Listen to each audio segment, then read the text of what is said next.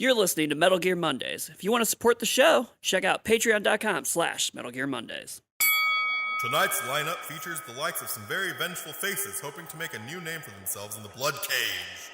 We've got everyone's favorite long-forgotten Star Wars droid, HK-47! Wrap it up, meatbags! The anthropomorphic animal detective duo that time forgot, Sam and Max! Woo woo woo is right! Ha! Ha ha! You probably shouldn't have done that bump of coke in the locker room, little buddy. You think they'll count us as a pair, or will we have to kill each other too? Who knows? These bum fights get out of control. Living in the tall, stocky, and tentacle-clad shadow of his superior, Resident Evil's first stalking, hulking, brooding baddie joins us tonight as well, Mr. X. That guy really freaks me out. He looks like a child predator. And last, but certainly not least, in a series that has thoroughly mined out every single character's backstory to excruciating detail over the course of the last 35-odd years, who could forget Alexander Grennan? What the fuck are all of you looking at? Came to watch an old forgotten warcock die in a sweaty mat for some fucking booze money, huh? I created Metal Gear. I invented the namesake of this entire fucking series, and I get absolutely zero screen time outside of one scene in a game where I'm depicted as some fucking alcoholic. Then, the next time you see me, I'm getting punched to death in a fucking oil drum? What asshole writes this? Fuck! This guy needs to learn how to hold his liquor. Let's check his pockets. I'm gonna see if I can swap coats with this sex offender. Papa needs a new leather coat. Ouch. It looks like Sam was just X'd. Time to place your bets.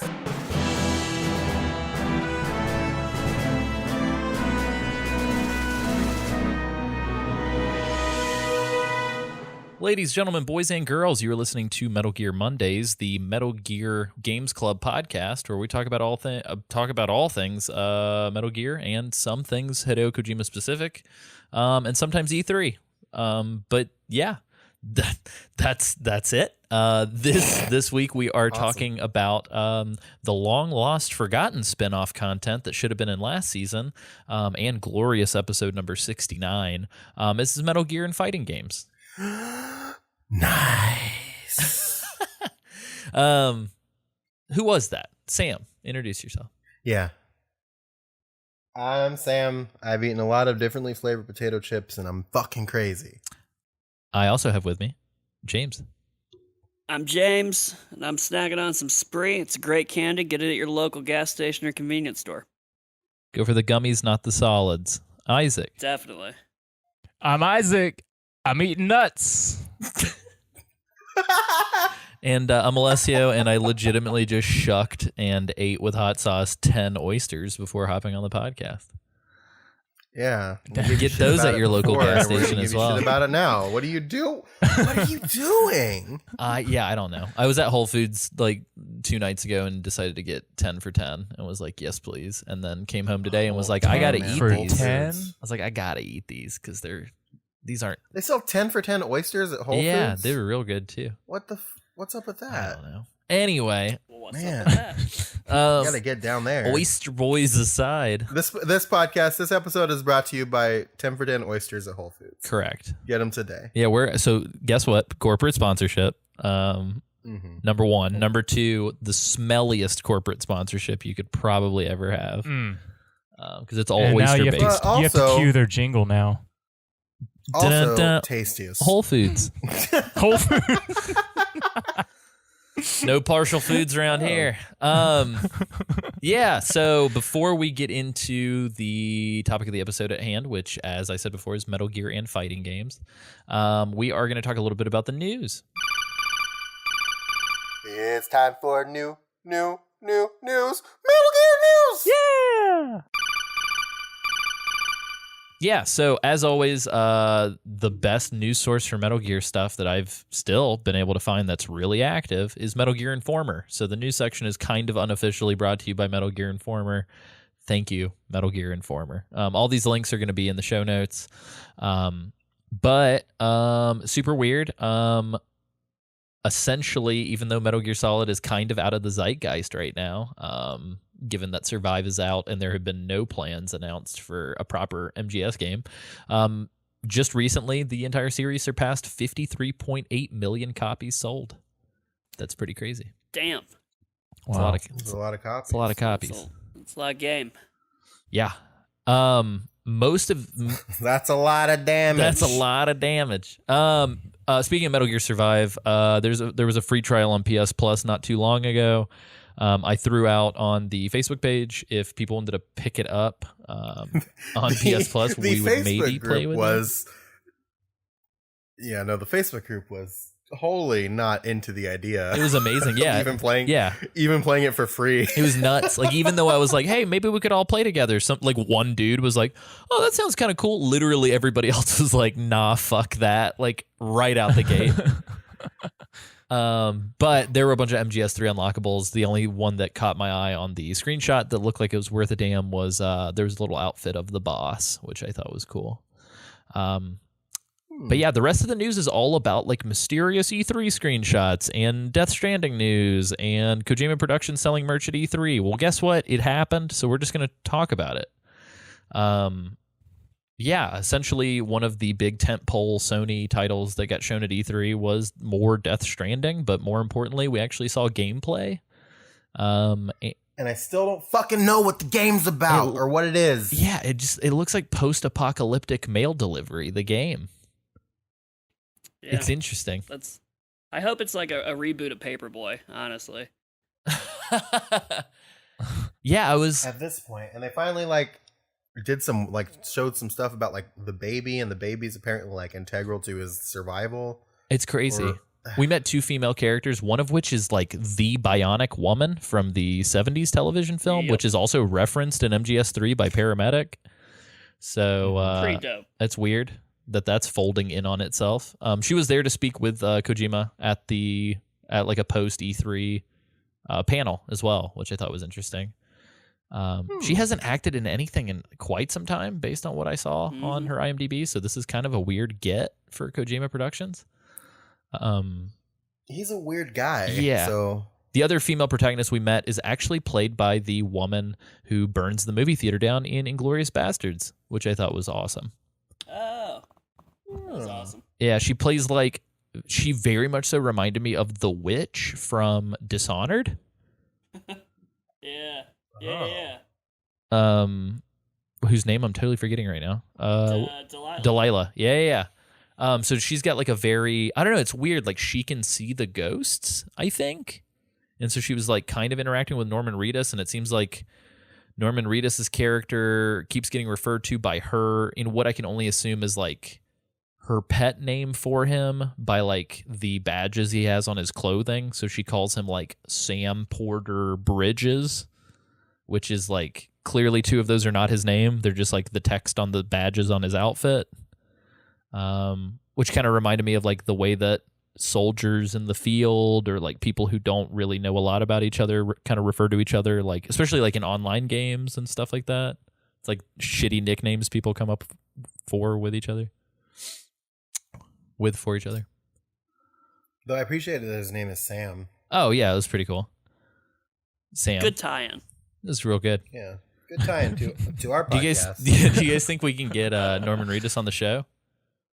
Since he's playing a character named Sam. Yeah, I should tweet at him. Hi, Norman. You play a character named Sam in Death Stranding. My name is also Sam. You should just say, I also play a character named Sam in Death Stranding. I also play a character named Sam. That reads like a 11-year-old. Dear Santa, my name is Sam. I am 11 years old, and I want a sled for Christmas. Thank you. Let's talk about the gameplay, man. Like, I don't know. So I like all the nature stuff. I like that we saw a bunch of very clearly different like character builds. Like, I don't think they're all Sam. Yeah. Huh.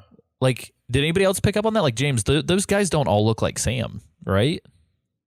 No. They were all like, so like that's part of why I was like, is this gameplay or is this?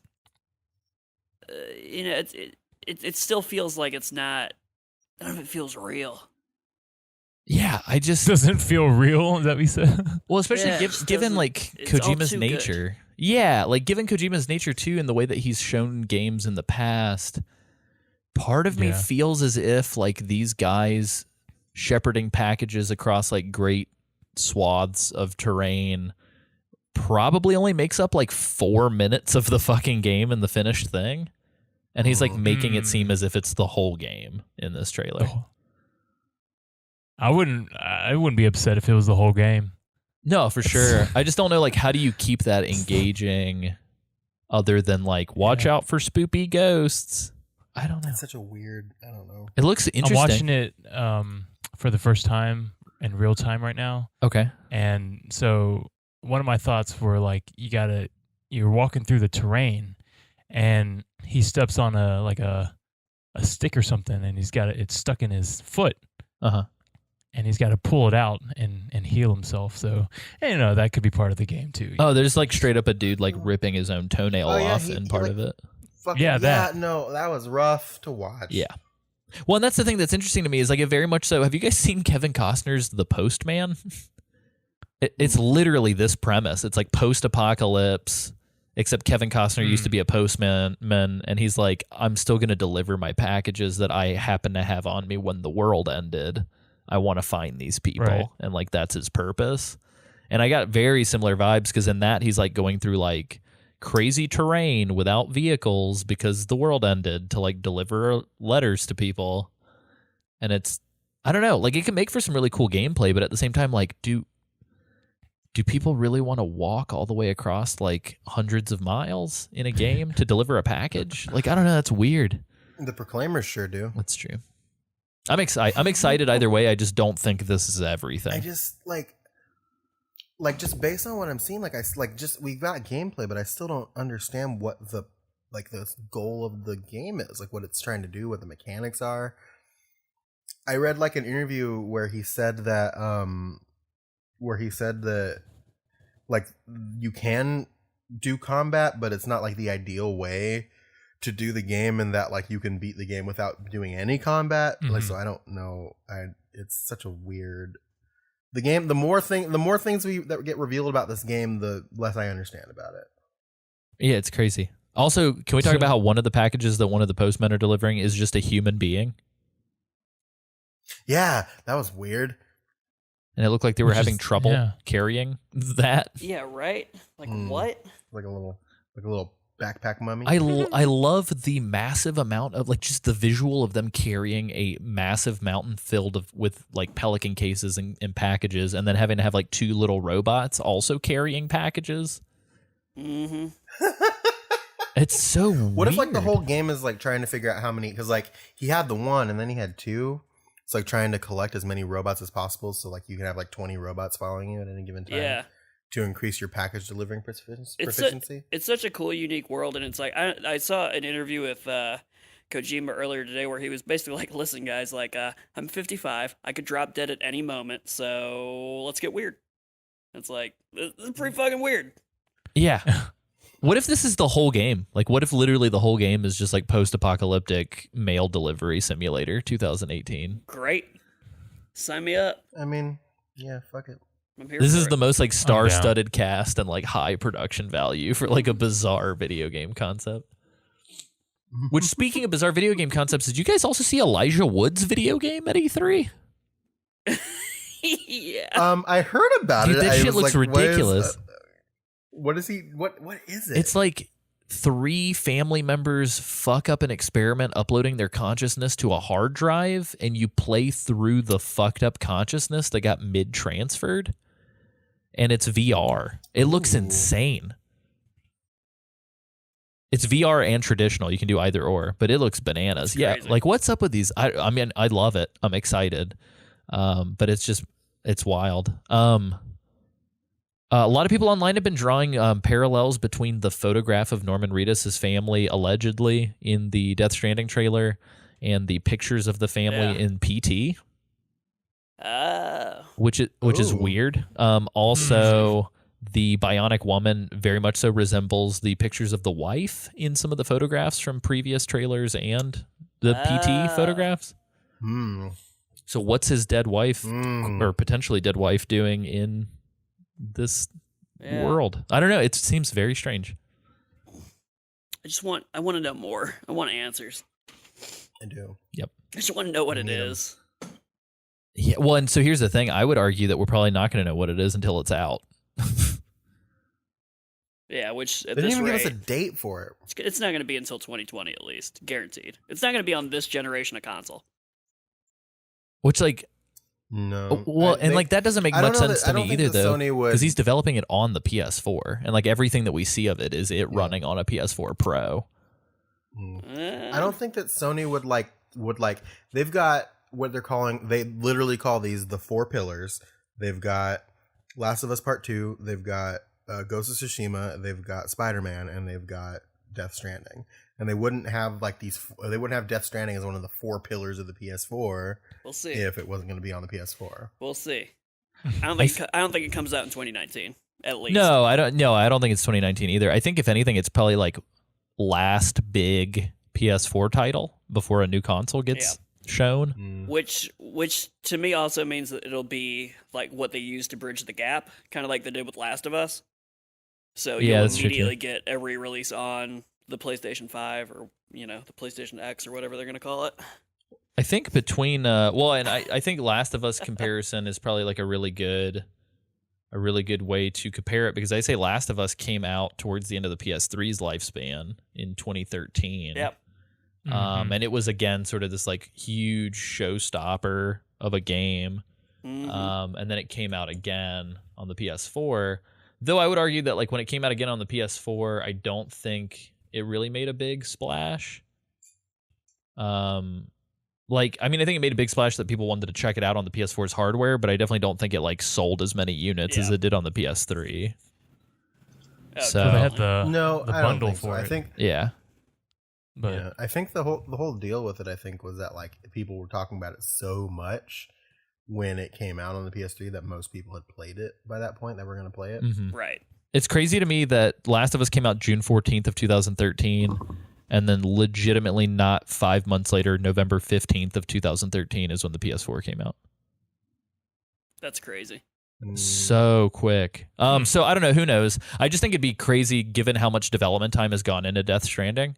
It would be crazy for it to be developed on current gen hardware for like nearly a decade and then end up on a next gen system.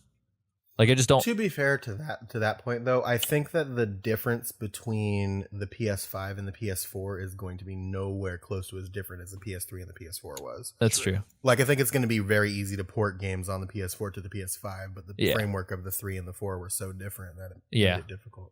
Yeah. I think it's because the PS3's fucking dumbass 6L processor or whatever. But anyway, so just so this doesn't turn into like E3 speculation cast, I think that's a safe bet. I would say no matter what, I definitely see this as like a 2020 thing. Or late 2019. I could see like a December 2019. Yeah. It's so weird that like 2020 is so close. Yeah, Like, right. it's right there. It's freaking me out a little bit. When's Tokyo Game Show? TGS, let's find out. TGS 2018 is come on. It is Wednesday, September the 19th. I'm willing. I think we get a date at Tokyo Game Show. I don't know if we get a date, but I think we get more for sure. I feel like, oh man, I want to say we get a date with you, Sam, but I don't know if I can meet you there because I just feel like they're going to try and keep this thing like hush hush until Kojima's like super confident. I don't know. Fingers crossed. I can see that. A lot of people are saying that they think Konami might have some Metal Gear news. So maybe TGS is when we hear about that. Shrug. It's interesting. I don't know. It's Maybe weird. they'll announce the remasters and then give us that 3 that they should have given us instead of the pachinko machines. Yeah, Metal Gear Solid 3 remake news has 100% started to like recirculate, or not news, but like hype garbage. Rumors. I feel like it's very weird to me.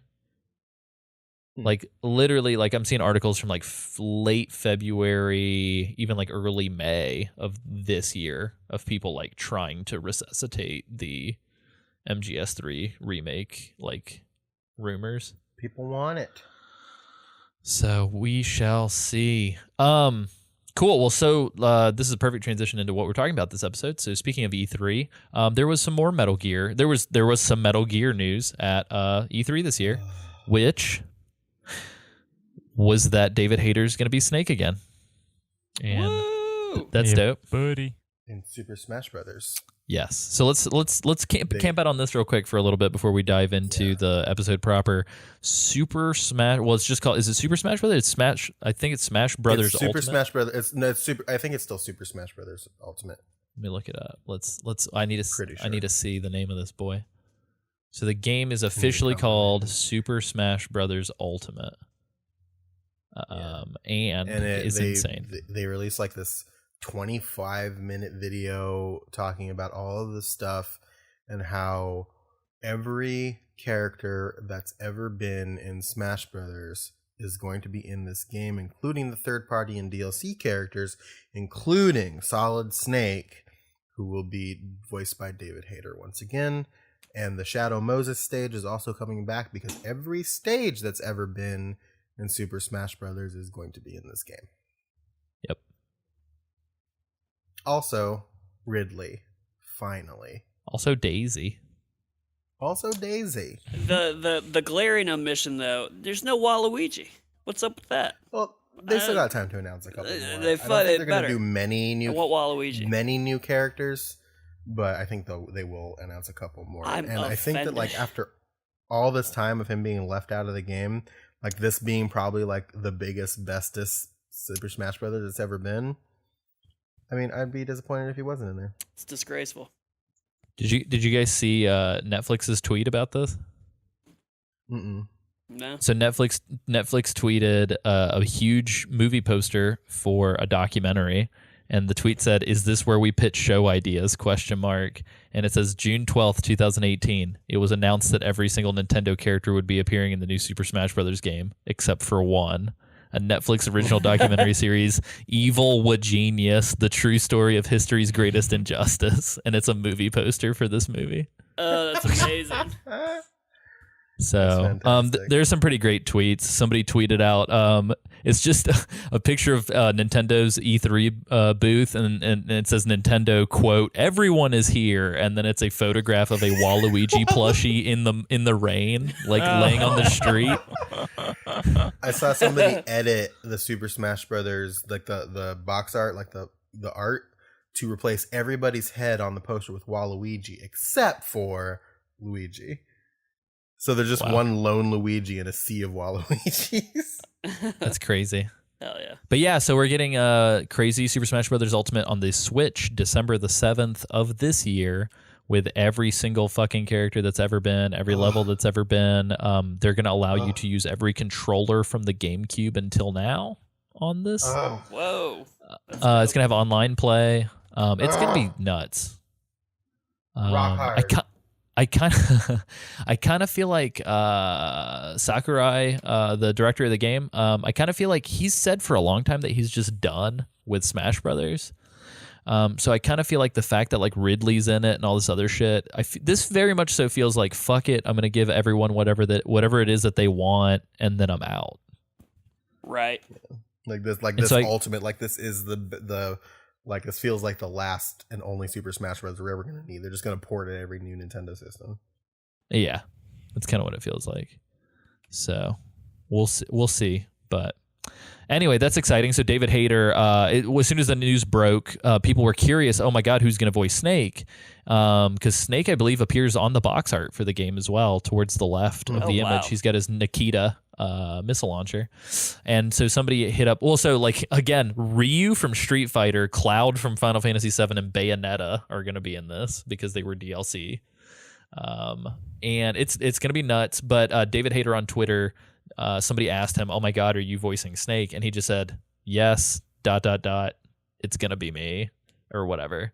And people were like freaking out. So Hayter's back. And that's great.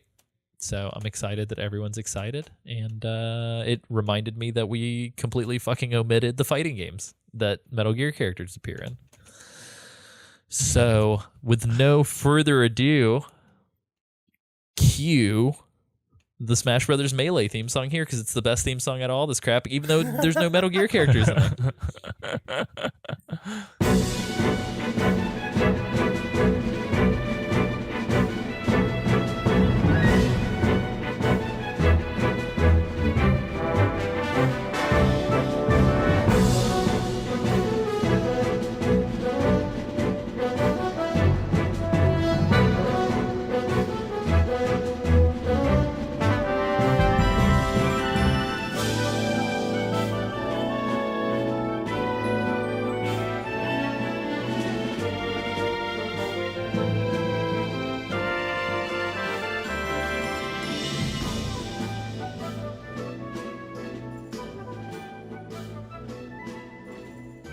Yay! So yeah, let's before we get back into Smash Brothers land, let's tackle this in semi-chronological order. So effectively, Metal Gear characters have actually appeared in a bunch of like non-Metal Gear fighting games. I know that we had previously talked about Snake being sort of the skateboard mode in MGS2 Substance is lifted from a Konami skateboarding game. And we were sort of talking about Snake's appearance in sort of other media. And so actually the very first thing that Metal Gear characters appeared in that wasn't necessarily Metal Gear related, that was like pretty discernible, was Dream Mix TV World Fighting, a Konami produced game that was Japan only, and it was a PS2 fighter. It looks like it came out in 2003. But it featured characters from a lot of like really weird, disparate franchises that I don't really understand why they were together. Oh, this also appeared on GameCube.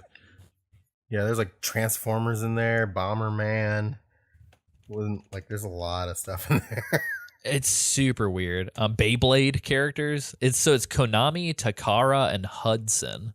So Takara is a toy company, which is, I believe, where the Beyblade shit comes from. So on Takara's side, we've got Convoy from Transformers, who I have no familiarity with whatsoever. So Convoy is another name for Optimus Prime. Convoy is Optimus Prime's Japanese name. Oh, I was about to say, why? Why? Yeah. They have Megatron, so we have and Optimus Convoy. Prime. Yeah, so we've got Transformers folks, we've got Micronauts guys, Beyblade, whatever Lika-chan is. We've got Cool Girl. On the Konami side, we've got Gradius, we've got Power Pro, we've got Simon Belmont from Castlevania, we've got Solid Snake from Metal Gear, and we've got Twin B from Twin B. And then most of the Hudson stuff's pretty, other than Bomberman, Adventure Island, and Bloody Roar, the rest of it looks like it's Momotaro Densetsu and then Far East of Eden, which I think are all Japanese only. But yeah, it's very weird. It's like a crazy weird crossover, not dissimilar from the weird Shonen Jump game that just got announced at E3. Oh yeah, which is like Dragon Ball, One weird. Piece, and Death Note, which doesn't make much sense. Other than they're all kind of on the same. Yeah. I'm looking at screenshots of this thing. I don't know if you guys have access to like a Google image search or not. It's 2D. I do. It's real 2D. This might be one of the ugliest games I've ever seen.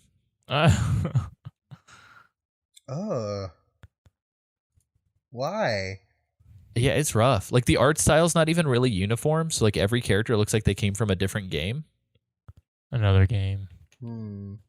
Man. Like it looks rough, you guys. Gotta get my boy Convoy. There's an Easter Island head as sort of like part of the logo for this game, which makes me wonder if that's what the fuck that Easter Island head is that keeps appearing in the Metal Gear series, is like a cameo. Well, it's that's Maui. That's the Gradius. Oh, that's right. I totally forgot about that. Why the hell is there? Why is he in Gradius? I don't know. So y'all want to know the premise of this game? I'm looking it up on Wikipedia. Oh, hit us with it, Isaac. Okay, I'm just going to read it word for word. The fledgling World Fighters television program has been suffering from poor audience approval. I love it. DreamMix TV, the station that carries the show, has informed its producers, Mujo and Haruna, that they will have to rectify the situation or face inevitable cancellation. With few options, they implement an unorthodox plan, broadcast a contest pitting various superstars from various realities in physical combat in order to increase ratings. Wow. So it's just a TV show that they're just Sounds trying like fever dream back on the mix, ball. right? I'm always a sucker for that as like a framing device. Like anytime that appears in games and it's like, man, our TV show's just, the ratings are plummeting. We got to do something crazy. And then the TV network's like, let's literally kill people on national television. That'll boost the ratings. And everyone's like, yeah. That was kind of the plot of like one of the most recent Kamen Rider series. Like they were like, we're making a video game where people die if they lose. Yeah. So Well, I feel like it's also kind of the premise to Mad World, that Yeah, weird black like and white it was- Wii fighting game that Platinum did. and red. Oh yeah. I'm trying to think. I feel like it's also the premise for some other stuff too. Oh, like Smash TV. I'm pretty sure that's the premise for that game as well. Yeah, I don't know. It's like a real It's Truman not very show. original. Yeah. Yeah, but like I don't know. I kind of dig it. Like I feel like the idea, and I wonder if it manifests itself. I don't know. I know some PS2 emulators allow for like online play. I wonder if we should try to emulate this game and like just check it out at some Yeah. point. Yes. Because my biggest thing is like, A, it's a 4-person fighter, which like, hell yeah. B, I'm looking at a screenshot right now. You can absolutely transform into a semi-truck as Optimus Prime for the entire fight if you want. Oh my god. Which, Sign me so up. you can fight as a semi-truck. So weird. It doesn't appear to be this way, but I'm hoping that the stages include the TV framing device as part of the set decoration. Because man. how Oh, amazing that would would that be be awesome. if like stage props and shit are just like falling down? But yeah, it's good to know that Snake can be bought off with cheap, shitty local access TV money. Because that's pretty much what he's doing in this game is getting paid a pittance to show up and beat the shit out of some robots. Well, he is just a dog musher, so he needs something. It's true. There's a bunch of weird deviant fan art for this game on Google image search, so just FYI. There's a weird Yeah. DeviantArt fan art for everything. Yeah. Oh, it looks like there's a Game Grumps episode on this, and it's actually episode number 1, it looks like. Either that or I'm Of reading the Game thumbnail Grumps? wrong. Yeah, hold on. I'm checking it out right It's now. probably I'm like gonna wait for this to episode load. 1 of that series because I think their first Oh, yeah, their I think first you're right. game was like a Kirby game or something. So this is back when JonTron was still on the show. Mm-hmm. This is from 1st of September 2012. So if anybody's interested, you can watch JonTron and Ego Raptor go at it. But yeah, so that's the first game. It's very similar to like Smash, but with it looks like sort of the design philosophy of a Power Stone, where it's like way more maximalist and kind of over the top. Oh man, Power Stone was awesome. Power Stone's Yes. fucking sick, dude. That's like one of my it's so all-time favorite. good. Yeah. Dope. Like legit. So Power Stone never got like a remake or anything. It just got ported to the PSP, which I feel like is the worst fucking place to put a game like that. So like legit for the longest time I've wanted to just like hunt down a Dreamcast with 4 controllers and a copy of Power Stone. Just to like have like at the ready, like when people come over. Because that's a very fun game. But yeah, before we get into the next game, which is just Brawl, Super Smash Brothers Brawl, I did want to kind of say that Metal Gear's history with Smash Brothers does not really start with Brawl, because apparently Kojima approached Sakurai way earlier and practically begged for Snake to be included in Melee, I believe. But the timing just didn't work out. So Snake was almost in the GameCube Smash Brothers, I believe. Oh, that's dope. Yeah, That would've but been due to cool. timing, they couldn't. So I think it was sort of similar situation with Sonic as well. But yeah, I just got some really bad news actually from someone. I just got linked to an article. This is super appropriate, so I'm glad this is happening right now. Apparently, Smash Brothers Ultimate tones down Snake's butt. No. I'm kind of upset right now. Oh, Come on. why? Yeah. Are you kidding me? Oh, there's a ton of fan art of Snake's ass, though, in response. Hell yeah. So, anyway, yeah, but all that aside, wow, people are talking about how they're going to mod the game on day one. Good. Should do that. But yeah, it'd be Speak with perfect. your wallets. But yeah, so Super Smash Brothers Brawl. I don't know if this game really requires much of an introduction. But needless to say, Super Smash Brothers Brawl is the third game in the Smash Brothers franchise. It came out in March 9th of 2008 in the United States. And it was kind of, I don't know, it's a big deal for the group of friends that I had growing up at this time. I remember we had a house with probably like 32 people in it that got all together specifically to play this game when it came out. And it was a pretty big deal. And so part of that big Had deal a was story that mode? Like, yeah, it was nuts. It was the first game in the series, I believe, to incorporate third-party game characters I think with so. Sonic and Snake.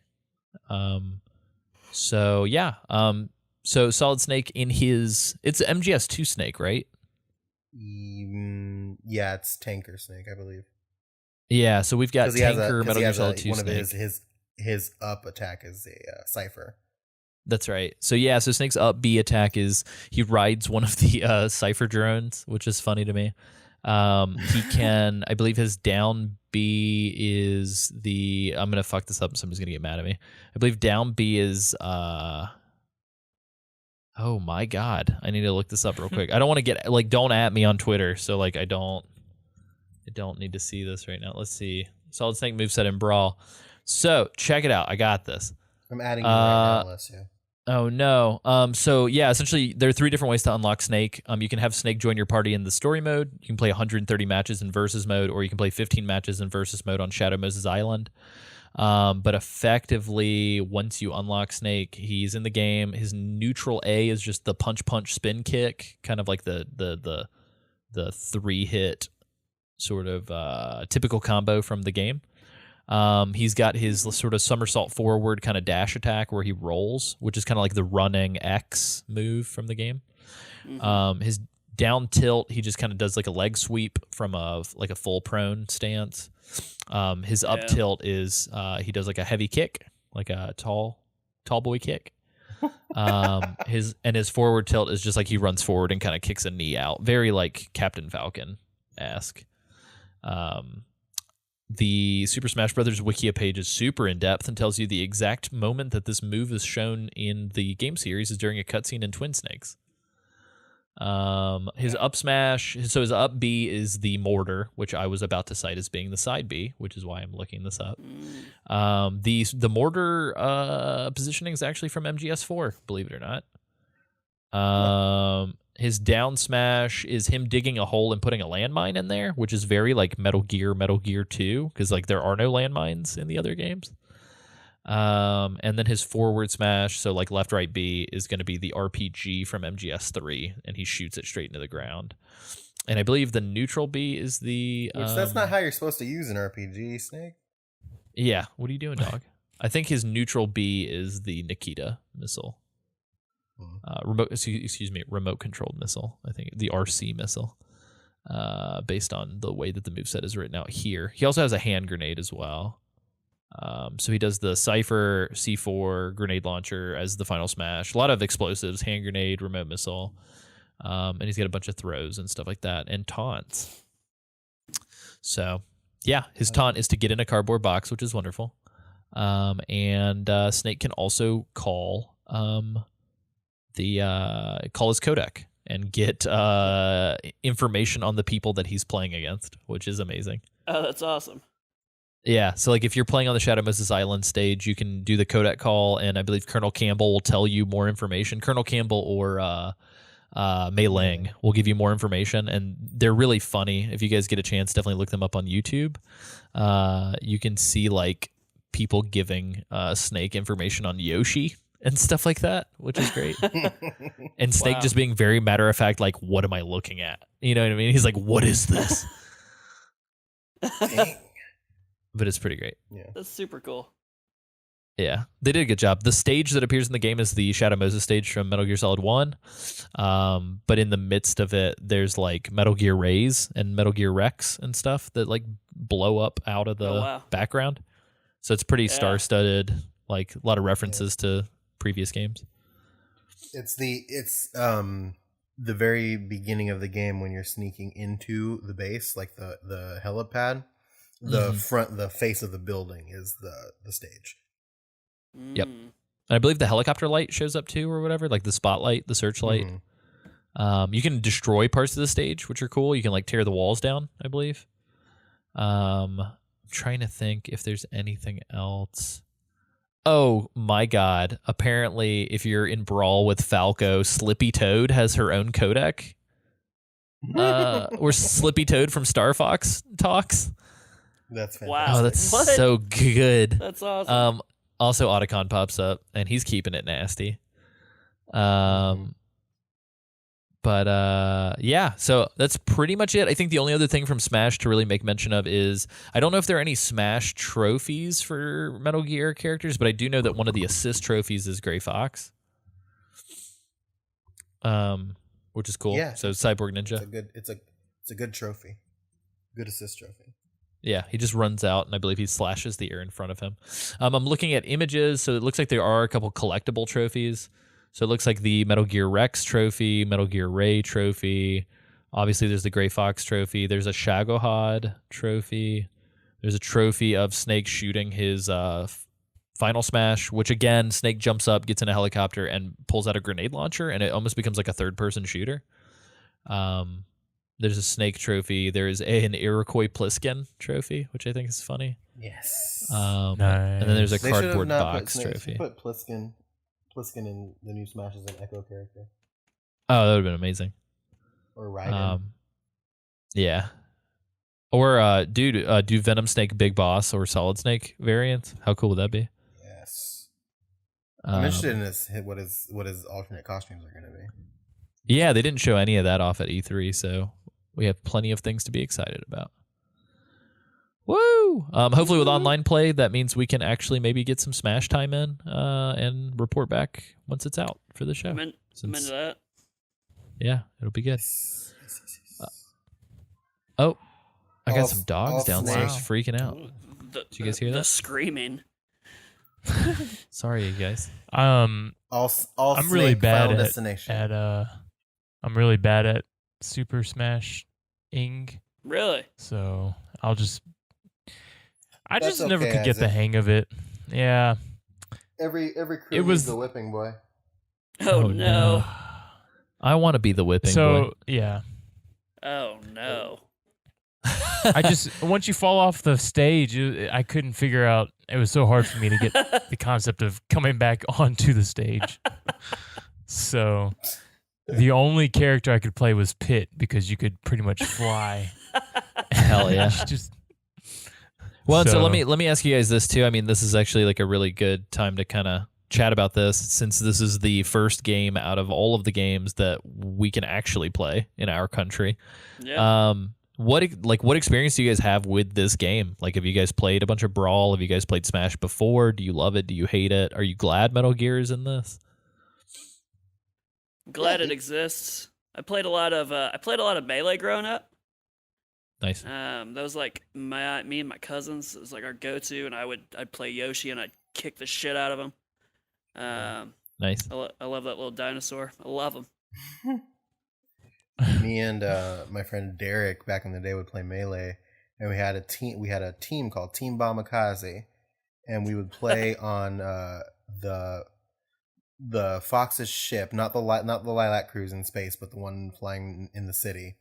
We would play on that stage as a team against the highest level AI you can make, and we would take all items off except for bob-ombs, which would be as high as you can make them as far as occurring, and we would just play that all the time. And I would be Pikachu and he would be Pichu.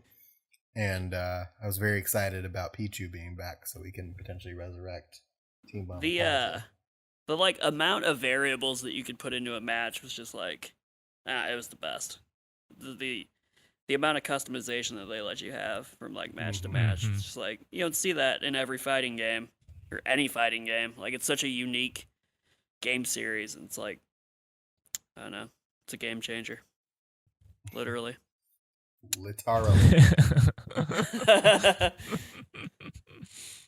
I don't know. I mean, I've sort of had like tertiary amounts of experience with it. I would say that for me specifically, the first game in the franchise I have not a ton of experience with. Sort of like while it was contemporary.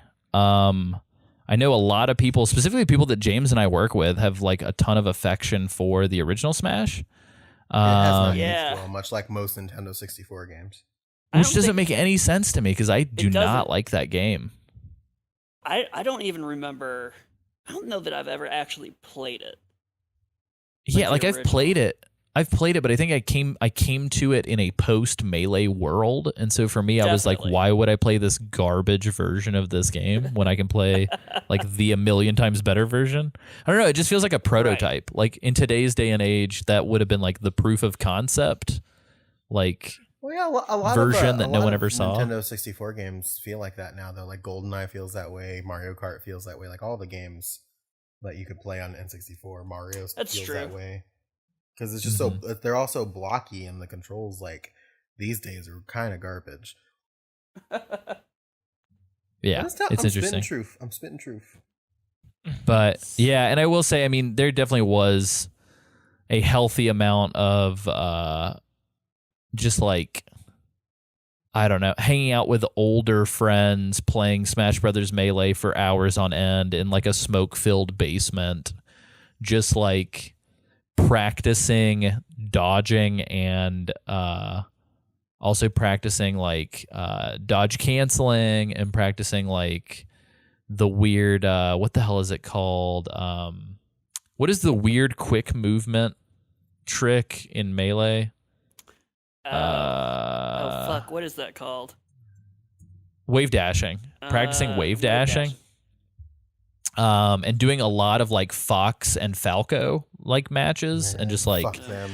it was Bouncing nuts. I balls just back and forth between each other, or their binds back and forth between each other all the fucking time. yeah, it was weird, man. Like I think at a certain point, and I actually really enjoyed this because I feel like it made me a better Smash player, but like I would spend a considerable amount of time just practicing, sparring, no items, 3 lives, final destination, with people that were immensely better than me, and just playing it for hours until I could beat them. Oh yeah, that's how you learn. Yeah, and so it was nuts. But I don't know if you guys have mains or not. I know James just mentioned that he played Yoshi. Princess Peach is my main. Ooh, that's a good one. That I umbrella. I love Princess Peach. I have 5 that I've picked up over the years playing the game. So let's talk about this. Pikachu is my one true main. All right, Very Pikachu's nice. been my main since the first one. Pikachu's my one true main. But in Melee, I picked up Captain Falcon and Roy. So they're my side bitches. And So then you're a my big new Roy hotness- boy. Yeah, my new hotness mains are Lil Mac and Cloud. And I'm very good with all 5 of them 1v1 me scrubs. Anyway, speaking I of think that scrubs, Alessio, I atted you on Twitter. Like Oh, I said I no. would. Oh no. Speaking of Roy, I really hope that Roy Campbell shows up in the new Smash, so that we can start the Roy boys. The Roy boys. Yeah. So I don't know. I'm excited. That pretty much covers it for Brawl. I guess I'm a little hesitant to go into this last one because I don't have a lot of experience. So the last game that we're going to talk about is PlayStation All Stars, which for all intents and purposes is kind of a Smash Brothers knockoff. Would you guys agree with me there, or do you think that's critical? Oh no, it's absolutely a PlayStation or a Smash Brothers knockoff. Yeah, it Oh, yeah, looks for like sure. Apparently, they sold over 1 million copies on launch, which is like that's crazy. I played it quite a bit. Yeah, you can play as a little Parappa the Rapper, of course. Yeah, I don't know if I played it at all. Parappa. Like I played the demo, and I just remember being like, "This isn't Smash. It feels like it's trying to be. I don't want to play this." I remember weird. PlayStation had another ripoff that was like Cartoon Network characters. I don't know what that game was called, but it was like similar, Smash Brothers ripoff, but like Cartoon Network specifically. Yeah. Oh yikes! Played that too. It's not great. Yeah, I'm so looking at the cast list for this game, and like there's some standouts on here. You got Isaac Clarke from Dead Space. It's pretty dope. There's a lot of here's That's the thing. so There's a lot weird. Of questionable. There's a lot of questionable characters on there because a lot of them are multi-platform. Like Raiden, but like Raiden, like the Revengeance version of Raiden is in there, but like he was on Xbox. It's true. It's true. Yeah. Yeah. How are you gonna call this a PlayStation All-Star when it's? Yeah, it's a lot of like third-party people, right? Like, so let's go through the roster real fast. So we've got Big Daddy from BioShock, which is again, what the fuck. We've got Cole McGrath from Infamous. We've got Colonel Raddick from Killzone. We've got Dante from Devil May Cry, which again is like, Dante. Why? Why is Dante here? I don't understand. Like, I guess Devil May Cry is, for the longest time, the first 3 were kind of PS2 only. And then the 4th game is when it became like a sort of PS3, 360 kind of multi-platform thing, I believe. Yeah, I guess. But so I don't know. We got Emmett Graves from Starhawk, which is a fucking game that nobody played. We've got Evil Cole from Infamous. That's bullshit. That's just a Don't count that as another. Yeah. Yeah, that's a reskin. We've got the titular this Fat next Princess. One is my favorite one. Yeah, Fat Princess from Gotta Fat have her. Princess. We've got Hayachi from Tekken, which again, like that's a multi-platform game at this point. Yeah. But I will say, Hayachi was also the unlockable character in Soul Calibur 2 for the PS2 version, which felt like a real garbage get for Sony. Yeah. So like instead of fucking Spawn or Link, we got Hayachi. Yeah, which like is stupid because they're both Bandai Namco, so it was like a real easy get for them. They had to like dig to get Link and Spawn. Probably they couldn't have given us like anybody else. Well, Hayachi doesn't even have any weapons. No, he doesn't. He has his fists. And he's like in a weapon-only fighting game. Anyway, Isaac Clarke from Dead Space, okay. Jack and Daxter from Jack and Daxter, okay. DLC Cat from Gravity Rush, which like, okay, cool. Like, Cat's awesome. I would say Cat's probably like the best suited for this game because she even fits kind of the art style more. Kratos from God of War, which, of course. Nariko from Heavenly Sword, which was big, I guess, at the time. Yeah, it was because it was like the tempo, like PS3 came out and you got to play Heavenly Sword because it's like the game. Yeah. We've got Nathan Drake from Uncharted, which like why the hell wouldn't we? How funny would it have been if we just had like super moody, very depressed old man Joel in this game? he just clearly doesn't want to fucking be here, and he's just like, why am I in this game? We got Parappa from Parappa the Rapper, and then we've got Raiden from Metal Gear, which is also weird. Like, of all the characters, you're gonna pick Raiden to represent Metal Gear. Like, I get that Rising had come out a couple of years before this, or like a year before this. Yeah. But I just don't like. I don't like the Metal Gear memory that 90% of people who own PlayStation or are invested in PlayStation have is going to be Metal Gear Solid 1, PlayStation 1, Snake. Mm-hmm. So that's bizarre. Ratchet and Clank, of course. Sackboy from Little Big Planet, of course. Daniel Fortescue from Medieval. Like, that makes sense if this game came out in the late 90s, but like fuck you. No, don't get me wrong. I love Medieval. But like it just feels like really shoehorned. Sly Cooper, that makes sense. Spike from Ape Escape kind of makes sense. Again, like Spike from Ape Escape and Sir Daniel Fortescue need to like go back to the 1999 version of this game that could have existed. How dare you talk bad about the hero of Gallomir, Sir Daniel Fortescue? Oh no. Sweet Tooth from Twisted Metal, again, like late 90s, like Smash 1 N64 era PlayStation All-Stars could have had these people in it. Where's Axel? See, Smash Axel 1, from Twisted Metal 2 would have been dope. Yeah, Smash One era, like PlayStation 1999 could have had Crash Bandicoot in it. Oh yeah, why the fuck is Crash Bandicoot not in this? Rights, Yeah, right? probably. Isn't that At weird? the time, like it was like a rights. That's thing. bizarre. Yeah, but of all the third-party Well, but bullshit that's so- in this, So check Yeah. it out though. Crash Bandicoot really doesn't make sense because originally Naughty Dog was the developer of this game. That's true, but like You know what I mean? Like, so what? many of these, It's an so easy many get. Capcom, none of these games are like developed. Most of these games aren't developed by Sony. They just happen to be on Sony consoles. no. Can we talk about? Yeah, I guess that's the big difference too. Is like Nintendo actually makes games. Sony doesn't That's really true. make games. Yeah, they do now. They're doing it fucking great. That's true. Well, no, I'd say they're publishing other people's games still, because like Kojima Productions is doing Death Stranding. Right. Yeah. Well, they have like the SCE. Well, yeah, I guess like the SCEA games, like God of War is. Yeah, Sony. that's true. Well, that's what is it? Sony Santa Monica? No, it's Santa Monica Sony Studio. Santa Monica. It's like a whole other. I don't even think it's Sony. I Right, think it's yeah. just Santa Monica Studio.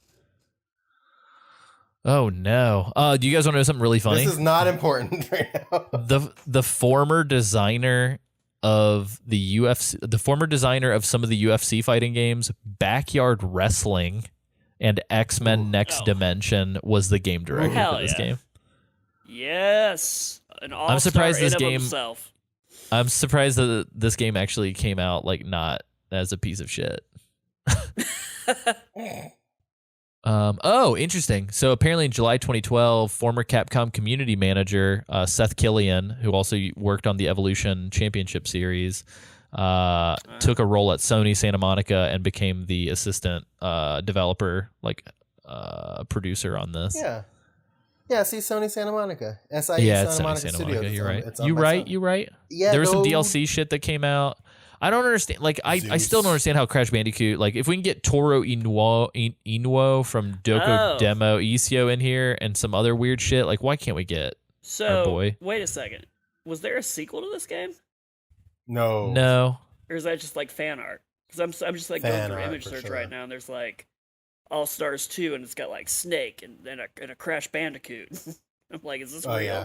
Fake. I for think there sure. was a PS4 game potentially in the cards, but I don't think it ever came to fruition. This is an ambitious looking fake sequel. I'm impressed. I want this Let me game. see. So we got a thing right here. So Shueo Yoshida confirmed that over 1 million copies of the game had been sold by June 12th, 2013, though he conceded that at the time this was not enough to justify a sequel. He stated that while he was personally happy with the crossover implementation, he saw more potential for it to come together using many different gameplay mechanics. And then there was a free-to-play game for iOS that came out as a cross-promotion with Coke Zero for some fucking reason. They've got so Weird. many more characters they Um, can use now. Yeah, Like- right? like I want to the see game- Naked Baby from Death Stranding. Yeah, I want they- Norman like- Reedus. But like for real, it could put like updated Kratos in there. They got Aloy. They can do like If we've got like shitty third party people in here too, like not the Big Daddy is shitty, but like whatever. Why not go ahead and Knack. get like why not fucking Knack? Why not go ahead and get like I don't know. Like if you can get third party people up in this jam, like Did it I die just feel like again? there's some crazy gets that they could get in like a sequel to this. Oh, He did. You know what I Alessio- mean? Like Alessio did. Alessio. I don't know. I just feel like you could go ham. We're like, Alessio, no. But- Alessio. Anyway, can we talk about the one thing that I will say We're after like, playing the let's beta? Because I did go. play a bunch of the beta. I believe it only included 4 characters at the time. Baby, come But I feel like there is one thing that we haven't talked about that is pretty phenomenal about this Blame it game, all on and me. that is the stage design. Yeah. Yeah, the stages are really cool, and like how they're like mashups of different series. Like there's a stage in there that's a mashup of Metal Gear and Loco Roco of all things. Yeah, it's like every stage is this crazy mishmash of multiple worlds, and what's cool is the stages change as the fight continues. So I don't know. It's really cool. It's if you get a chance, definitely YouTube some fights. I do not believe that there's any way to procure this game. I tried to see if I could get it on PSN. That's the crazy, weird, fucked up part about this is the game's not even available on PSN to download anymore. Really? That is weird. Like yeah, that's yeah, like really weird. I was I was trying, yeah, because it's a fucking PlayStation game. I was trying to buy a copy on PSN to see if I could play it on my PS3, and I do not believe that you can download it. You I think know, you have to. I bet it's because of all of the third-party characters. Yeah, right. Yeah, they Couldn't lost get all the the rights. licensing. Well, that's So why Scott goofy. Pilgrim versus the World isn't on the store anymore. They lost the rights to the comic. Yeah, it just doesn't. I don't Yeah. get it.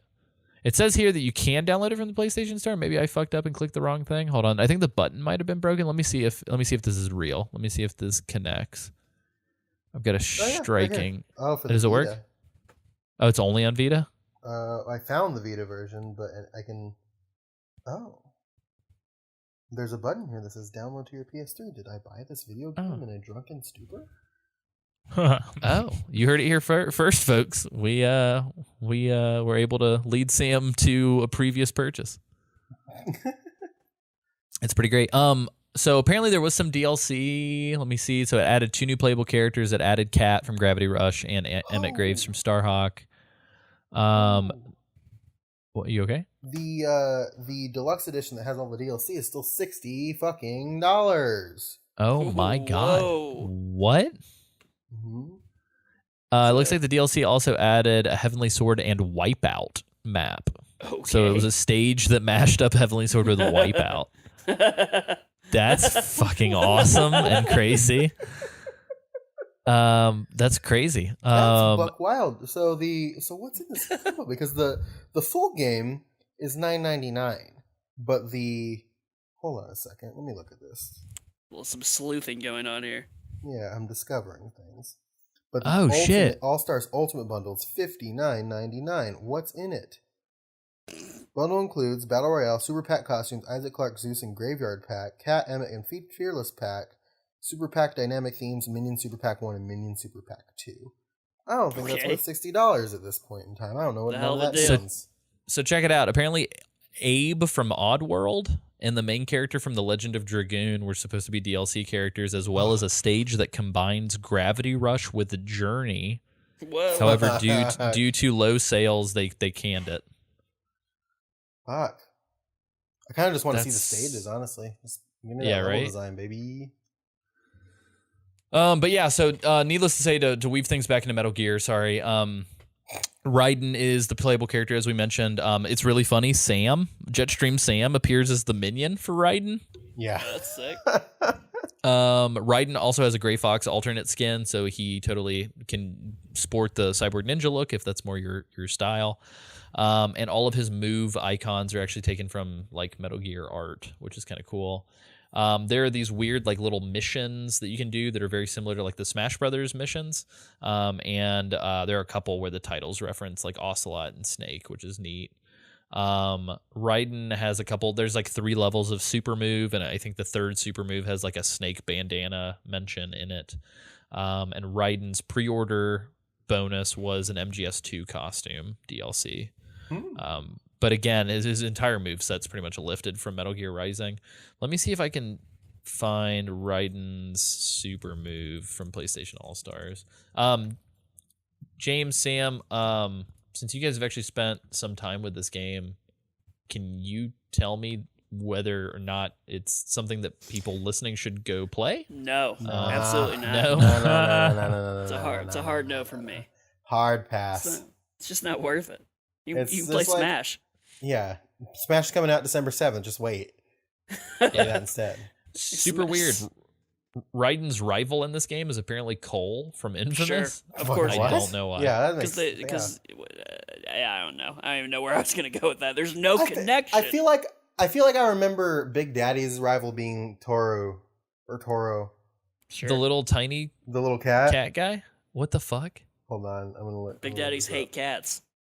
There's a screenshot of Raiden and Cole, and Raiden's aiming a sword at Cole's head that says, "I'm here alone. I'm not working with anyone." So apparently they have some animosity. Okay. Cole says, "You one of us?" And Raiden says, "No." And Cole says, "I'm asking if you're a conduit." And Raiden says, "You sound like you're looking for someone. Is it me?" Question mark. And then Cole says, "I'm just asking Oh. if you're with me. See, there's a storm coming, and it's good to know who your friends are." And Raiden said, "Leave me alone. I'm not your friend." And then they start the battle. Did you say nerd? Yeah, what the fuck? Oh no, okay, my bad. Big Daddy's rival was actually Sackboy from Little Big Planet. So, Oh, sure. Oh, Naturally. okay, yeah. Obviously. Jesus Christ. Tale as old as time.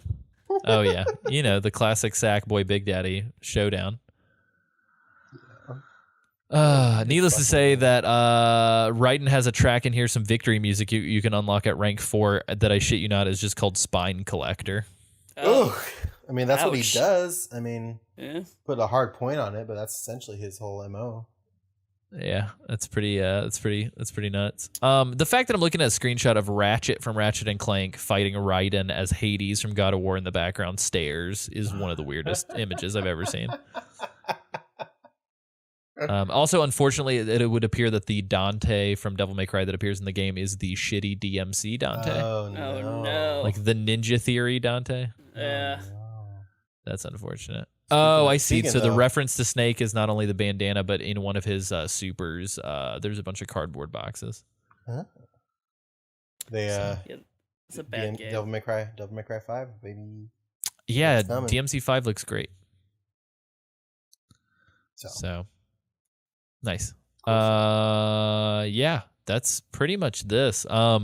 Do you guys like character fighters? Like, do these types of games appeal to you? Like, if somebody's like, "There's a mishmash of your favorite franchise," I can dig it. I think in theory I do, but Smash is the only one that's like tickled the satisfaction keys for me. I used I don't to think I used to play a fair amount of like Marvel vs. Capcom. It's kind of a Oh, yeah, man, Marvel vs. Capcom's yeah. fucking great. yeah. Okay, never mind. Those Yeah. two. That's it. yeah, same. Pretty much just those two. I'm gonna take you for a ride. All right. That's all I'm gonna say. Ah, it's so good. Also, I love Marvel vs. Capcom 2 when you pick the character and it's just like, go for broke. Yep. Yep. Very, very good game. Very fast game. Isaac, do you have any like character brawlers that you have any affection for, or are you just like a real no fighting game for me pacifist? I'll play it if you hand me a controller, but I'm real bad at it. So Isn't I that kind of tend like to- your whole deal with this podcast? Sam, get out of here. Wow. Ooh, the shade. No, I mean, like, So I have to physically really put a like controller in Smash. your hand for you to play it, or No, I mean, I like them enough. I feel like I couldn't play them nonstop. You know what I mean? Some people play it all day, whatnot. that's fair. So you're not looking forward to Jump Force, the Dragon Ball, Naruto, One Piece, Death Note fighting game? Is what you're telling me? Is that real? Yeah, they got announced at E3. That's insane. Oh, no. What a name! What a name! Good old Jump Force. I guess maybe if I was better at games, if I was better at like combinations and whatnot and remembering all of them, maybe I could see the appeal. But I don't know, not for me. It feels like a real catch-22 because Isaac, you have to play them to get better at them. Yeah, that's the thing, Alessio.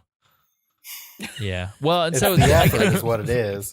I guess these types of games do come in like two varieties because like Right. on the one hand you do have your brother's Smash, where you've got sort of like effectively the Mario Kart version of this sort of game, which is very much so like if you want to, you can play it kind of hardcore. But for the most part, essentially Smash is just sort of the fun, oh shit, I just got an item that totally turned the tide of battle kind of goofy party game. The other flip side... struck me before we move on to the flip side, what always struck me is that they didn't like make Mario Kart and call it Super Smash Kart and release a Smash Brother, like a Nintendo version of Mario Kart. Oh, like yeah, a yeah. racer, but with like the Smash Brothers characters. That doesn't make sense. They to only me, just yeah. recently added any characters that weren't Zelda Yeah. or excuse me, Mario, which was Link. The in 8. Wii U, they have Animal Crossing characters and Link. Yeah, it's very interesting. But and then the flip side to this type of game we also have are these like hardcore, like Marvel vs. Capcom is not fucking around. Oh, it is really not. Shit's hard. Yeah, Marvel vs. Capcom's just like you got to learn it. Like it's gonna be moving 1,000,000 miles an hour, and you just have to get the timing down. Like it's just that kind of like get good kind of game. Mm-hmm. which is interesting because I feel like that's kind of counterintuitive to some extent to like the spirit of this kind of game, which is supposed to be sort of like a celebration of the franchises. I got that's good weird. for a while. Then I took an arrow to the knee. Wow. No, when I played Marvel vs. Capcom 3, my team was Dante, Deadpool, and Super Skrull, and I wrecked. Oh yeah, I do enjoy that game. I do have a copy of Ultimate Marvel vs. Capcom 3, and I love that game. Ooh. But yeah, yeah, there've been some weird crossovers in the past. It's interesting that Metal Gear has ended up in them. I mean, did you guys ever expect Metal Gear to be the type of franchise that ends up in a game like this? Because it feels very not It feels weird. in Especially character. not Smash Bros. Yeah. Yeah, right? Like, what the fuck is up with that? It's Into it, definitely, though. It's super cool, but it's like, I wouldn't put that there. Do you think Maybe they'll that's what makes finally? it so great. That wouldn't quite. That doesn't make sense, does it? Oh well. Do it live. Do you think they'll they'll finally release a Solid Snake amiibo? Ooh. Oh, yeah, I Because, guess like, it's never been done. He wasn't in Smash Brothers when the amiibo craze hit, so now It's interesting. maybe they'll do an amiibo because they have a Cloud amiibo and a Bayonetta amiibo. So why wouldn't they do a Snake amiibo now? Yeah, I didn't even consider that, It'd actually. be pretty cool. Yeah, I'd be into it. I'd be curious to see like what he unlocks Hmm. in the game, but maybe you could do different costumes or something. Maybe.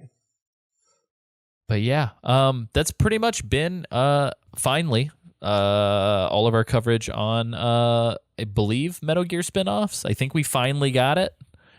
I'm gonna wake up in a cold sweat like 2 weeks from now and be like, fuck, I forgot Snake shows up in like Street Poker Kings 37 on iOS. We've got to do a whole episode on it. Kings 37. Good old Street Poker Kings. Yeah, you remember that time that Snake showed up in a Star Wars Connect cutscene? We got to talk about that now. I just realized, sorry, I was looking at photographs of different sort of mashed up fighting games. I just realized that Star-Lord from Guardians of the Galaxy just totally 100% stole Travis Touchdown's outfit from No More Heroes. That's weird. Wow. Like almost lifted 100%. Speaking of that, I think Travis Touchdown would be fantastic for a Smash Brothers-esque game. Yeah. I agree. It'd be a good get. Yeah, he'd be absolutely fantastic. Anyway, You know all of that who I think would aside, be really good for a Smash Brothers game. who? Waluigi. Oh no. Indeed. It's me, Waluigi. I'd be into it. I'd be pretty into it. Can we get the kids from Stranger Things to be like a weird, like 3-person, like a 4-person ice climbers? No. it'll be like Pokemon Trainer, where the trainer's 11, and then the kids are the fighters. Oh no. I'd pay good money to play as Dustin in a fighting game. Hell yeah. Yeah. I would get so good because I would never want a hair on his head to be harmed. Absolutely. You just have to play that shit like you're doing like a no-hit Dark Souls run. Mm-hmm. I would probably kill to get Paper Mario in Smash Brothers. Ooh, Oh, that's awesome. That would be cool. Yeah, like why hasn't that happened? Why hasn't that happened? Fucking get on it, Nintendo. Damn. Yeah. Wow, I didn't know I wanted that so bad. Yeah, we need that in our lives. But yeah, I feel like the conversation of who would you put in a fighting game is one that could go on for an eternity. So I'm gonna try to avoid us falling down that rabbit hole. But you should join in on the fun and let us know on Facebook and Twitter who you would like to see from Metal Gear end up in a fighting game. I feel like Psycho Mantis would be a really fun person to get for like a Smash Brothers. Yeah, that's pretty much been. What else I'm remembering right now? Oh, go ahead. If you play Scribblenauts and you type in Old Snake, he's in that. If you do what? If you play Scribblenauts, the DS game, and you type in Old Snake, he's in there. Oh.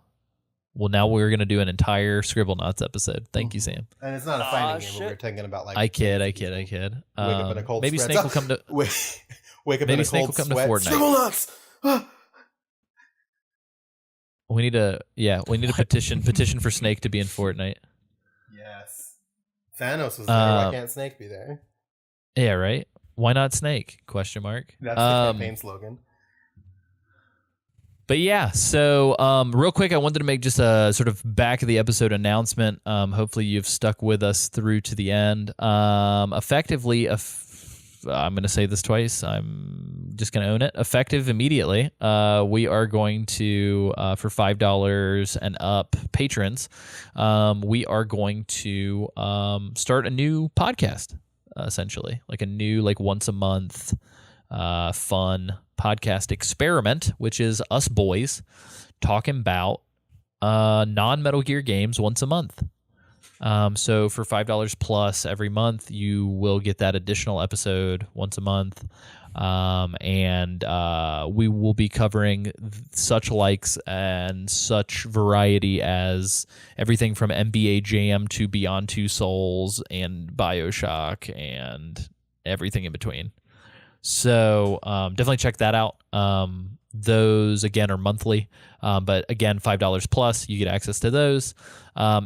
Likewise, I just want to make a quick announcement. The Peace Walker season will actually be slightly delayed in the fact that it will be releasing closer to the end of July now instead of the mid-July point.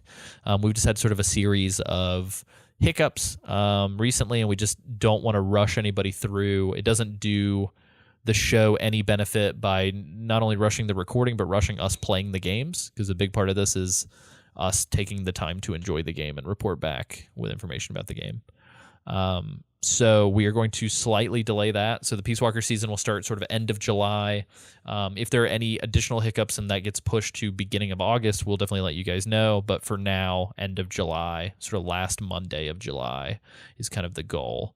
That being said, since we are going to definitively be pushing that back, I want to make the quick announcement that if you have anything to say about Peace Walker, about Metal Gear Solid 3, about any of these weird spin-off games, or about really any Metal Gear game that isn't Ground Zeroes or 5 up until this point, feel free to write in. You have until the 6th of July. The 6th of July. So that'll be from release of this. That'll be roughly 2 weeks, give or take. So this will be releasing on the 18th of June on a Monday. You will have until the first Friday of July to get us your notes. Please keep those concise. We love reading you guys' notes, but we don't want to read like 6-page novels.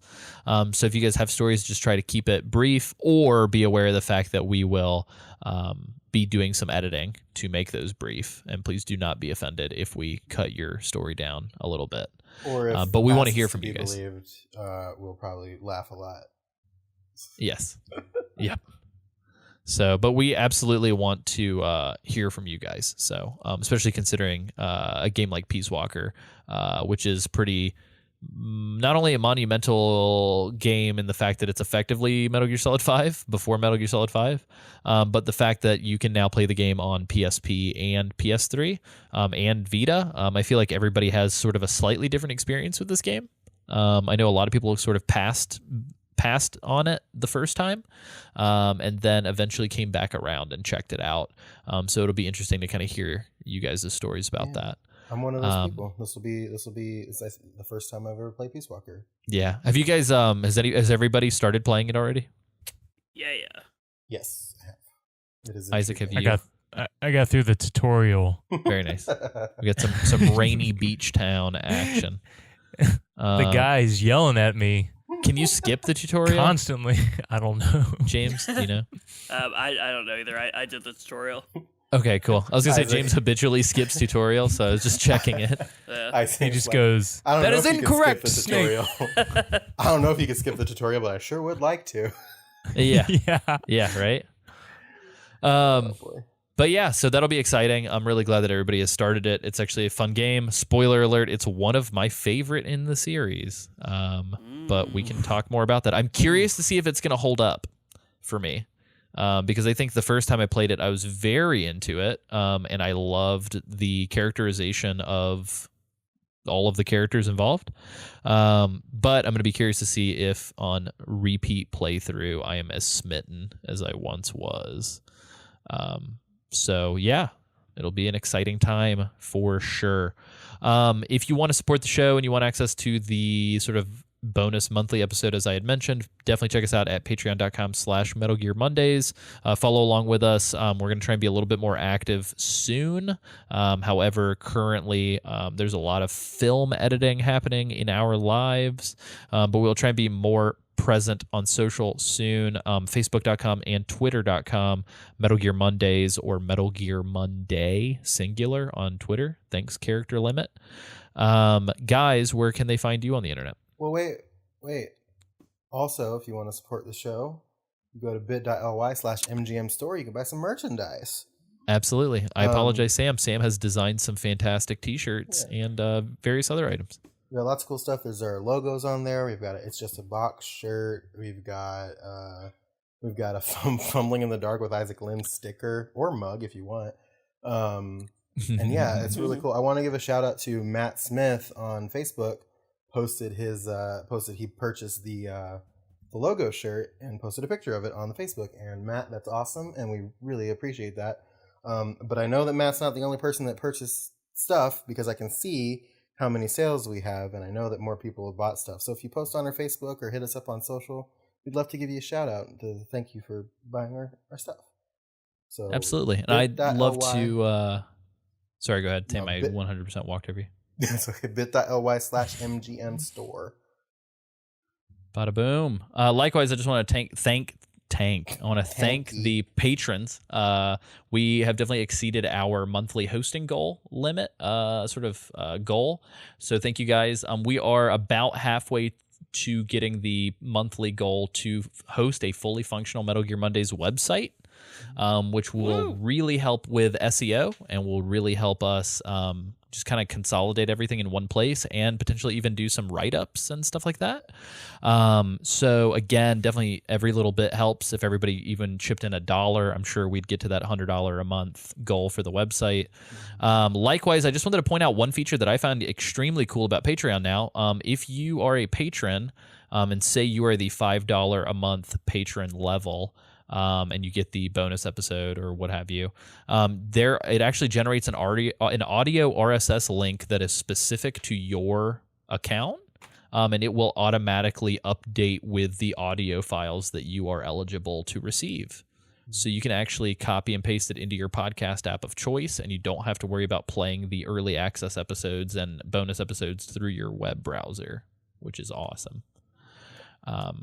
But the last thing that I wanted to make mention of is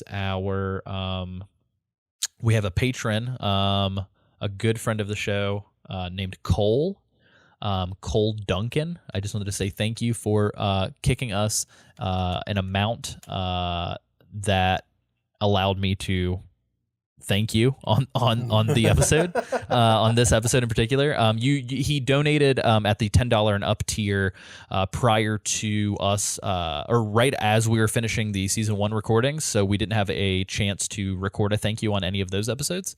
But I just wanted to say thank you on this episode. And Cole opted out of including a 150-word message.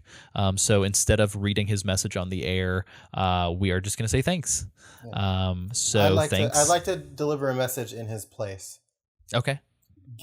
Donate to the Patreon. Send us to Japan. We'll cover the pachinko machines on the podcast. Wow. Bye. Yep. So Cole said donate to the show to send us to Japan. That's straight from including Cole. Thanks, Cole. Thanks, Duncan. You're a kind soul, Cole. But yeah, so that's that. Now back to our regularly scheduled programming. Where can people find you on the internet, everybody? Don't all go at once. I'll go first.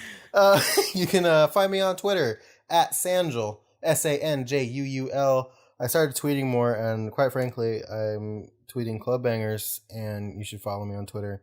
And you know me, I have the propensity to do wacky stuff on my own outside of this podcast. So if I do that, that's the place to find out what it is. So follow me. Hashtag club bangers. Hashtag club bangers. You can find James at James Reichmuth on Twitter, and you should go check me out on Twitter because that's where all the good jokes go. And thanks. The jokes that don't get as appreciated on Twitter as they do on Facebook. They get more traction on Facebook right now, and I'm not hip to the Facebook audience. So follow me on Twitter. They're stealing your jokes. Cambridge Analytica is stealing your jokes. Oh shit.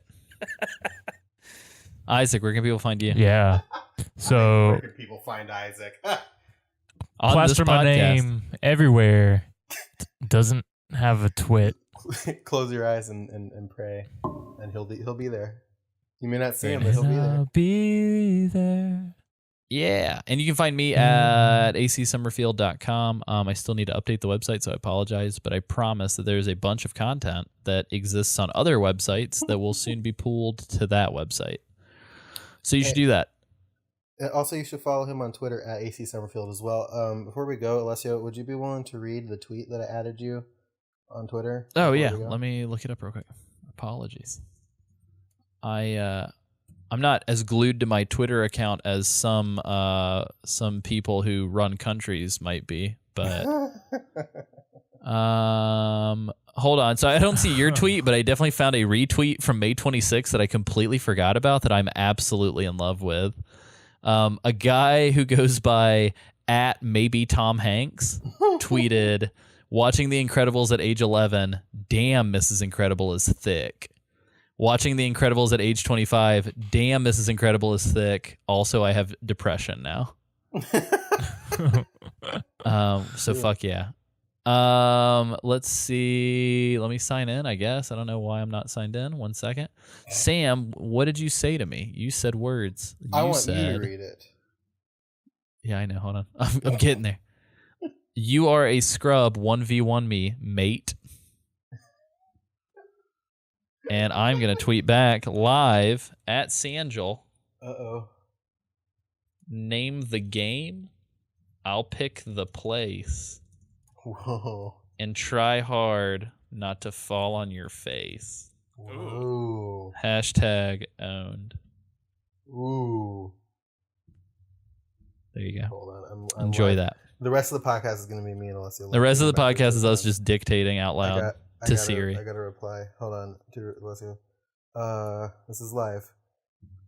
The game is Dream Mix Oh no. World Fighters. Don't step to the champ. Shit, dude. Okay. Wait, sorry. So the Hashtag champ. Boom. dude, fuck the champ. All right. So I'm gonna hit you back with the place is somewhere to be determined. Sick. Okay, Good. so we got Alright. that out of the way. We will let you guys know when we're going to be televising our Dream Mix TV World Fighters assault, but it's going to happen. Cool. Well, that's been our show, you guys. As always, we have some sort of catchphrase that we end this show on that is becoming increasingly harder to get to as the show continues. My room. You can do it from the other side of your room. What does that mean? Yeah, hang on. No, I'm just gonna walk over to the other side of my room so you can't hear me that well. And then I'll just tap, and then I'll say it's just a box. And then I'll walk back to the microphone, and then we can end the show. Perfect. Well, there you go, guys. Bye. Just a box.